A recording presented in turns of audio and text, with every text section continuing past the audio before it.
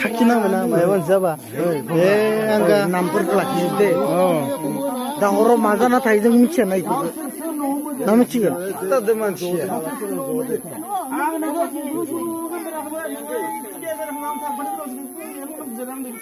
Kau ni kau mau sih?